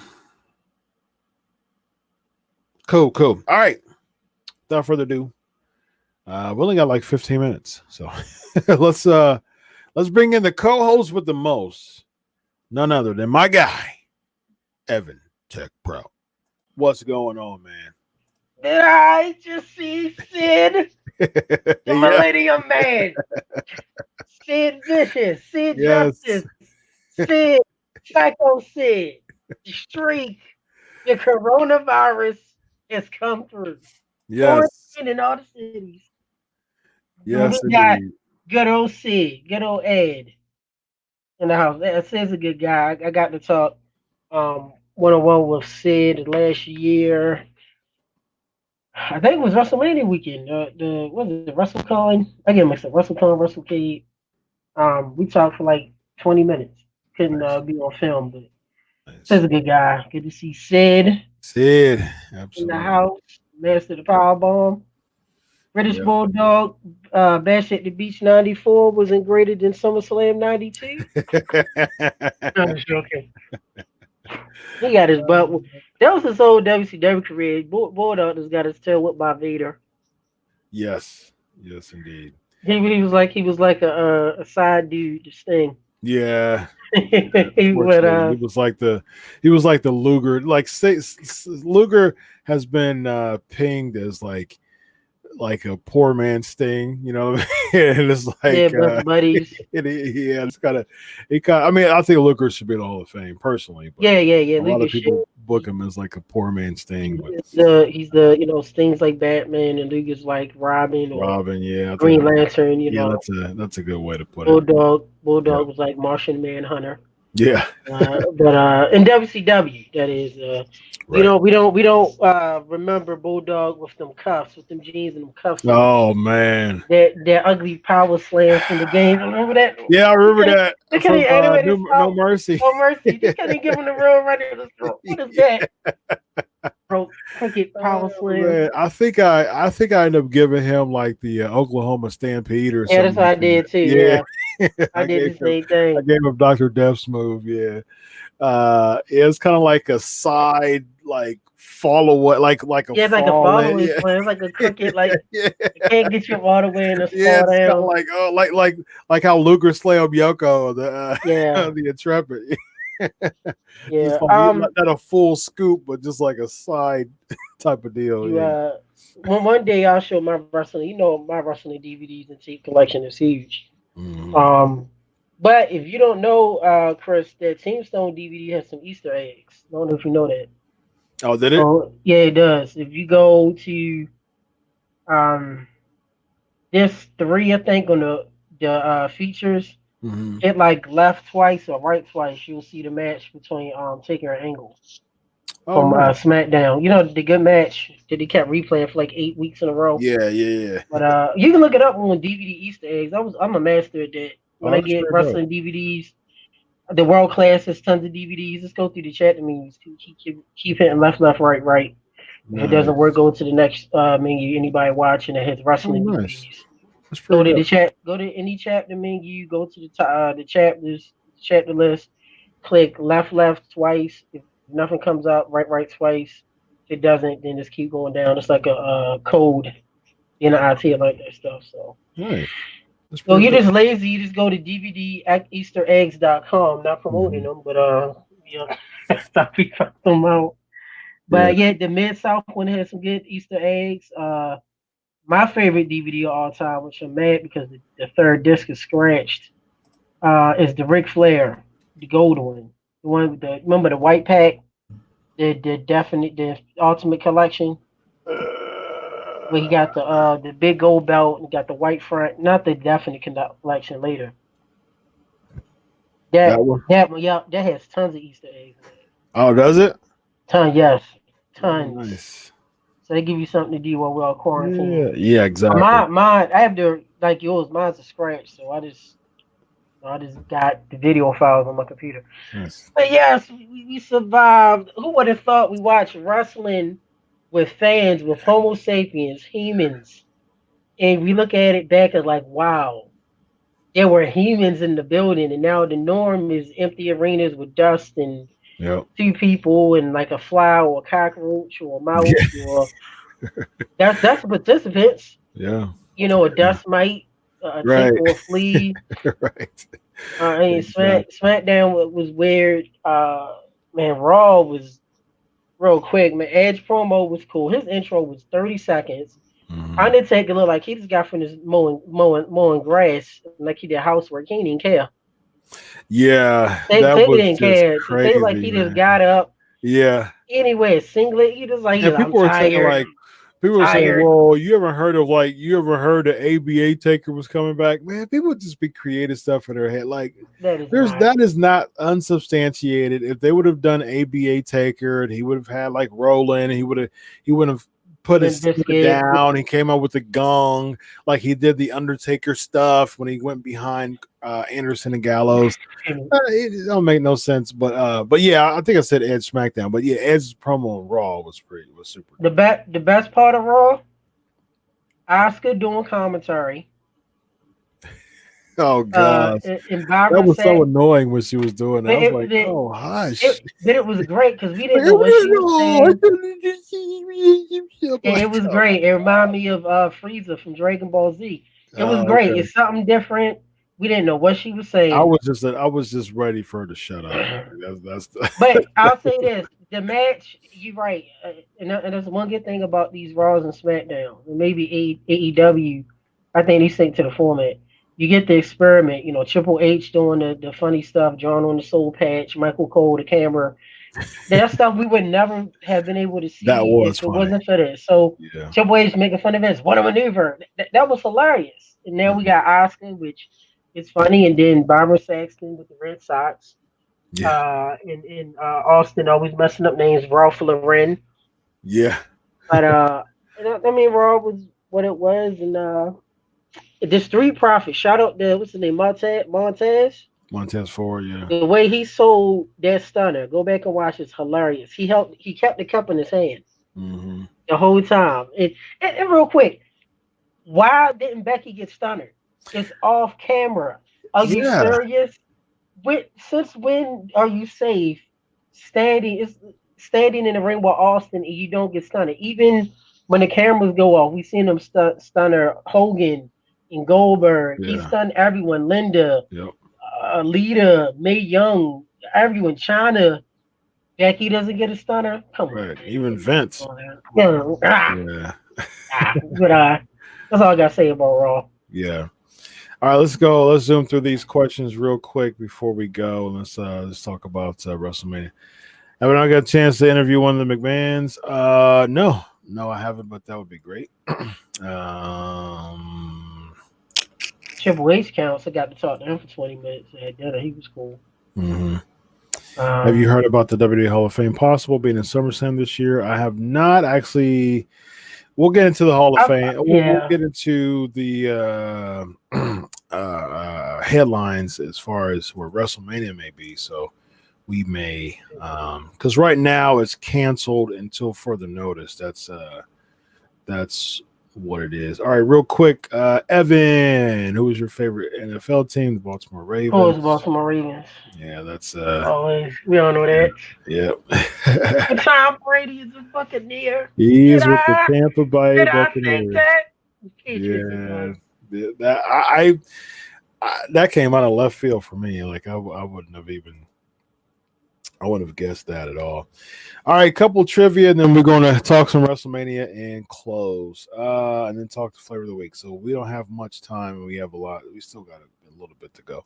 All right, trivia. What was the main event of WrestleMania 4, guys? What was the main event of WrestleMania 4? All right. Main event of WrestleMania 4. We'll get to that real quick. What y'all got? Come on, PNP Nation. Come on. Brady, come on. Your boy Tannehill got paid. Yeah, he got paid. Franchise Henry. So. Rightfully Barry so. Odin to the Raiders. Yep. Jason Witten to the Raiders. I don't know if Marcus will still hang. I'm not quite sure with that. They can't I saw your question, Kyle, about thought on putting the performance, basically putting people in the performance center. Can't do that because you're really not supposed to have no more than 10 people Yeah, 10 people. together. Yeah. So they have Mania at the performance center. They gotta have Undertaker walk from like the third block down the street for it to be a real entrance. Yeah. Cause Taker's Favorite Chicago wrestlers. oh, the Road Warriors. They're not from Chicago, but they're built from Chicago. Road Warriors for sure, 100%. People were saying Savage and DiBiase. No, that was WrestleMania 4. That was the tournament. That was a weird Mania. Speaking of Mania, Macho versus Taker. No, that never happened at WrestleMania. When I there you go, Hogan. Thank you, Marissa. There you go, Marissa. Good job. I was caught in when I was preoccupied. I was thinking of some business. I actually watched the Austin Rock match from 17, the GOAT. But still, that match and that Mania just gives chills. Just amazing. Oh yeah, man. It's so awesome. All right, so we talked about Raw and SmackDown. That was pretty much it right there. All right, so without further ado, we got a few minutes left, so let's do this. Without further ado, headlines. Here we go.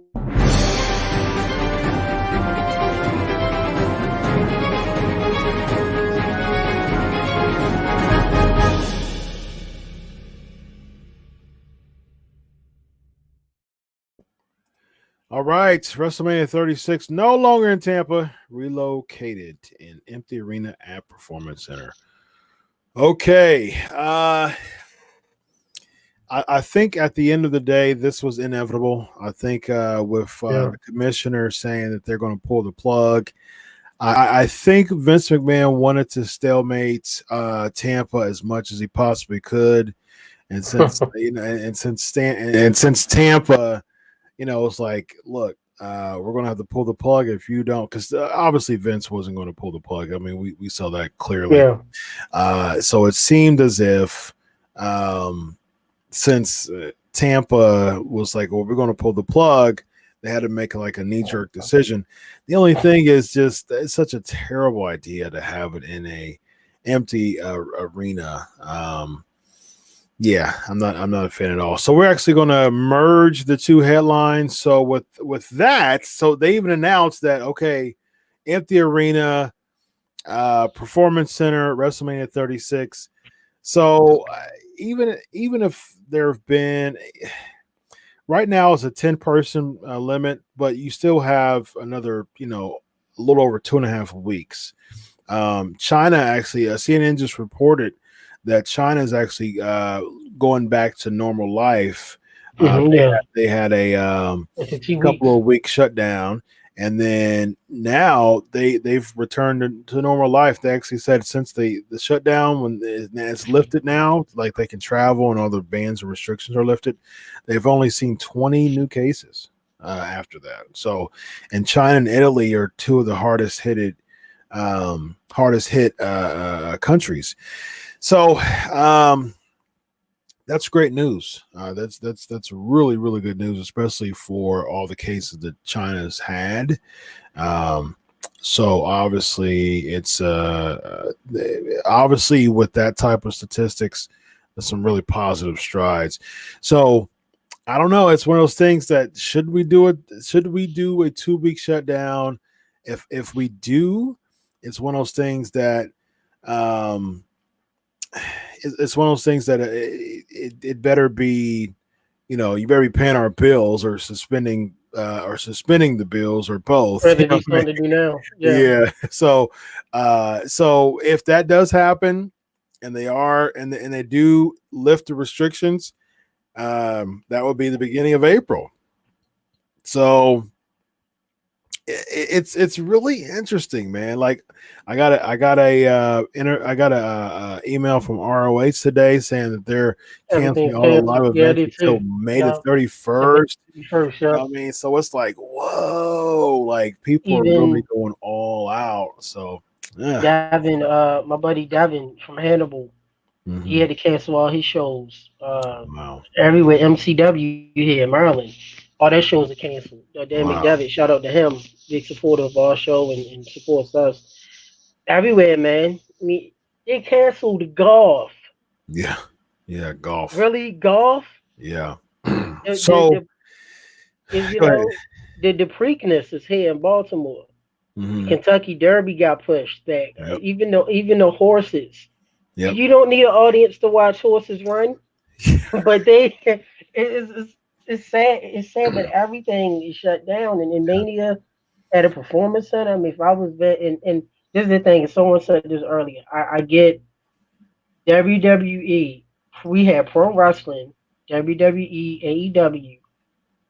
That's the only thing we got right now. The entertainers. Yeah. Oh, it's like sports. All the other Live sport sports. and Yep. sport. And the NFL was fall. Everything else is postponed. Mm-hmm. Yeah, oh, bowling, wrestling, and bowling is Yeah. it. Yeah. So I respect WWE for trying to entertain us, but the performance center, you can't have no fireworks. Ed Stein barely was working when he came Yeah. up for Raw. It's like Exactly. Yeah. postpone it. Just stretch the storylines to Stretching July. storylines would be very difficult for them to do. But Yeah. and I agree with you. I agree with you wholeheartedly. A big shout out to WWE that for Yeah. even attempting to still Right. provide live entertainment. I mean that's huge. And so definitely big kudos to that. With that being said, there's new rumors that WWE could be transferring to Madison Square Garden in June. Now, this was reported today by Wrestling News, I believe. So here's my take. Here's my take, real quick on it. I, as a fan, I'm like, postpone it. I'm cool with it. As a businessman myself and an entrepreneur, the hits that Vince would take by not having on his day, as far as marketing, as far as quarter earnings. I get it. I said this on my video: quarter earnings, marketing, all that stuff would take a huge hit. So I get it. I'm not that type of guy that's like, "Whoa, what is Vince McMahon doing?" Listen, I'm not going to pay his bills. You're not going to pay his bills. Everybody who complains is not going to pay his bills. The wrestlers aren't even going to pay his bills. He's going to have to take that hit. Nobody else who's complaining about Vince McMahon is going to pay his bills and the salaries of all of the WWE personnel but him. So he can't afford to take that hit. So we get it from a business standpoint. Totally. So having businesses, you got to. Absolutely. So if Vince is willing to shoulder the loss and have it at MSG, I'm for it because one will be there, so we'll have that, it's a huge for media, it's the haven, it's like the big yearly conference for media, you know what I mean? You love New York. You love New York. Yeah. We do not love New York. No, we do not. you hate New York.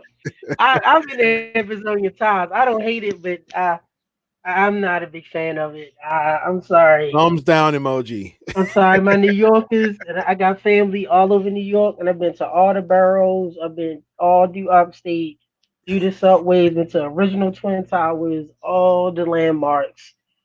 No, New York is, for business, it is not the best. No. Because you don't believe me, you and I, Chris, know current WWE, RH, all AEW, current past Hall of Famers, legends, even, and I cover even other athletes besides wrestling.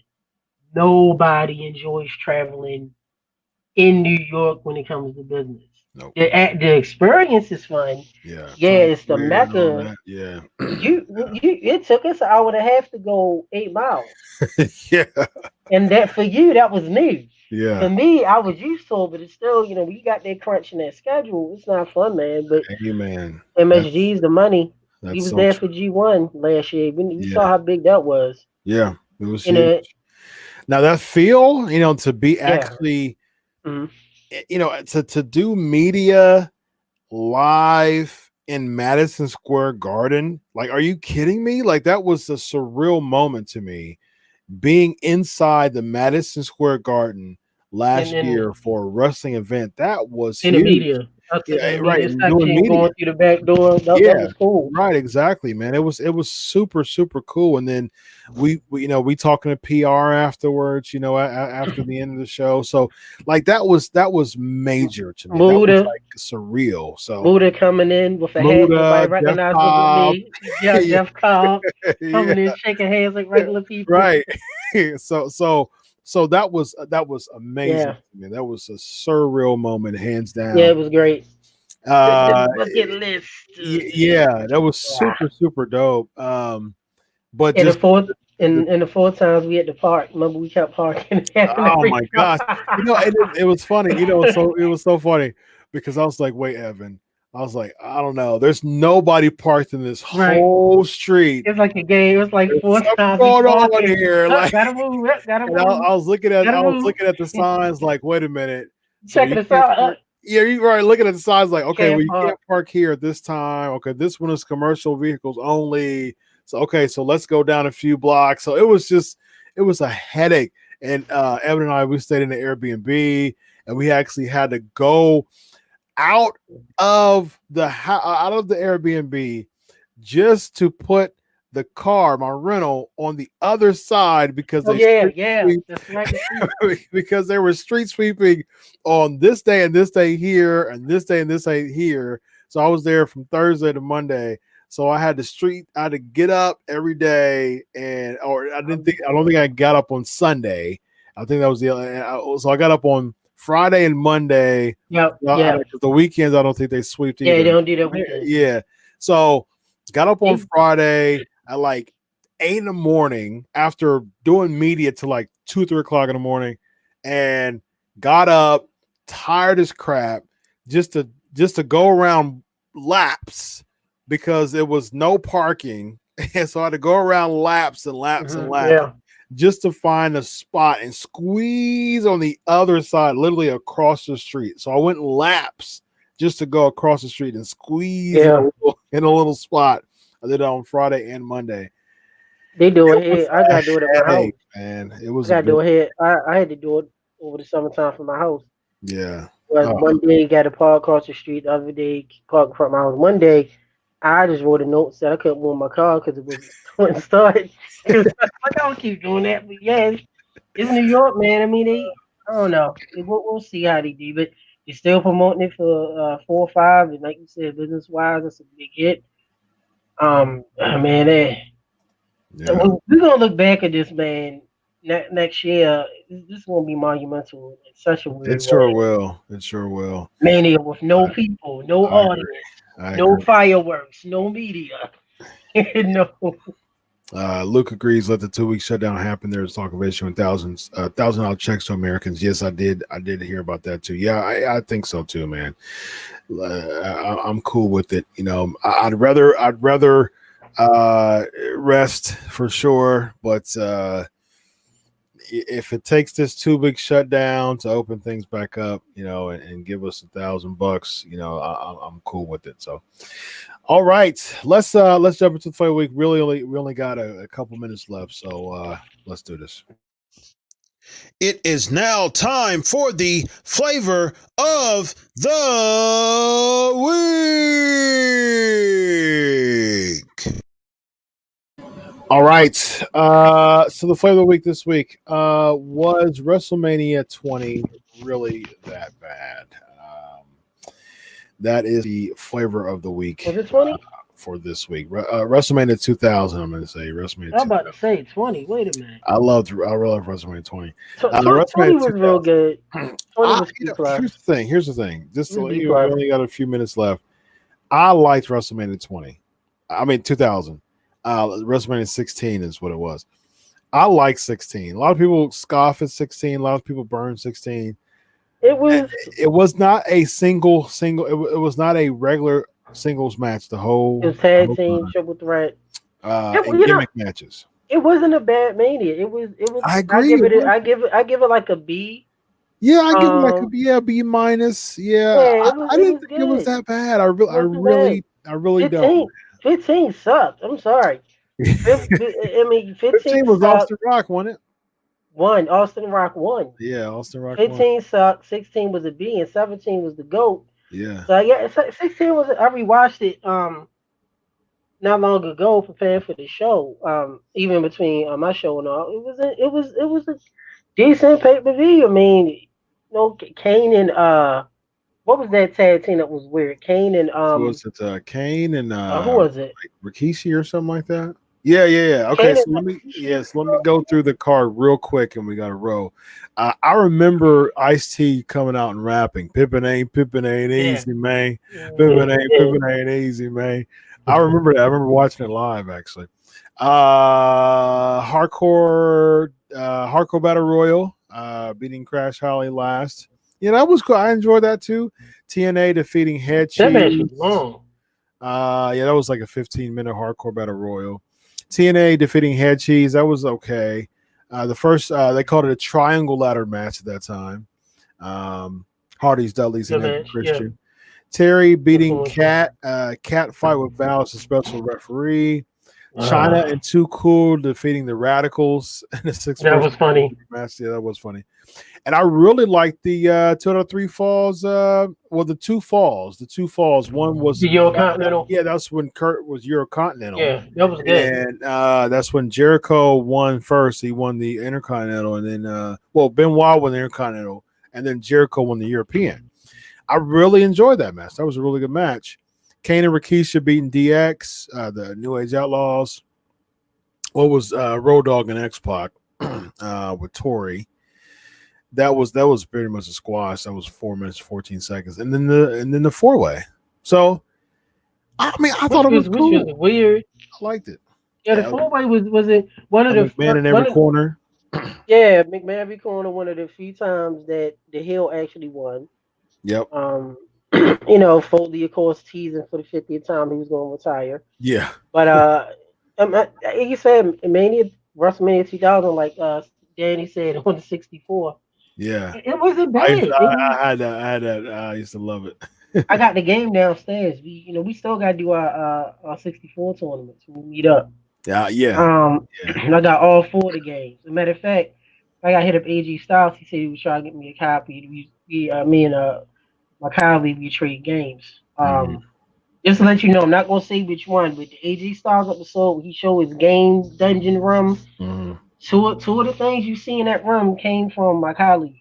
Nice. Now that we traded games, but Virtual Pro Wrestling too, we gotta get. But wasn't a bad Mania. B-. B. Yeah, I agree. I thought it was a solid show. Speaking of solid show, I had a really, really good time. We went overtime today. We did an overrun. But yeah, good time. Big shout out to Sid. Sorry for the audio issues again. I found out what it was. It worked because when I was hearing it, it sounded perfect on my end as far as me hearing him, but it picked up the speaker instead. So I'll go ahead and put Greg Gagne's interview by itself because it was so good, so good. Wear your headphones when you hear it, but it was so good. He talked about just some really backstage stuff with WCW. I mean with WWE. Some early Deep South stuff of some big stars now and OVW stuff. It was so good, man. I really, really enjoyed it. So good stuff. And he wants to come back on the show. And we did the WrestleMania prediction. So that was great. All right, ladies and gentlemen, until next week, it's been such a pleasure. Still got people on the show. Still got people live right now with me quarter after 1 a.m. So Eastern time. So big shout out to you, PNP Nation. Be sure to like, share, subscribe to Crave Wrestling Facebook page. Be sure to like this, share this. It's been a pleasure, guys. So until next week, look, man, prayers to everybody who's just have to go through all this coronavirus stuff, being quarantined, losing out on money and all that stuff. Just praying for strength and peace and blessings for you all. So God bless you all. Until next week, we're going to have fun regardless. PNP Nation, you know how we do. We have fun regardless of what the situation is. We're going to have fun on the show just like we do. So until next week, enjoy your week of wrestling. You look like Mr. Hughes right there, by the way. I did that. One more, yeah. Oh, that's what he say. That's my man, though. So until next week, guys, enjoy Ring of Wrestling. God bless, and always remember, I'll do it for you. We gotta go. God bless y'all. Have a good night. No, not like this. We gotta go. We're out of time.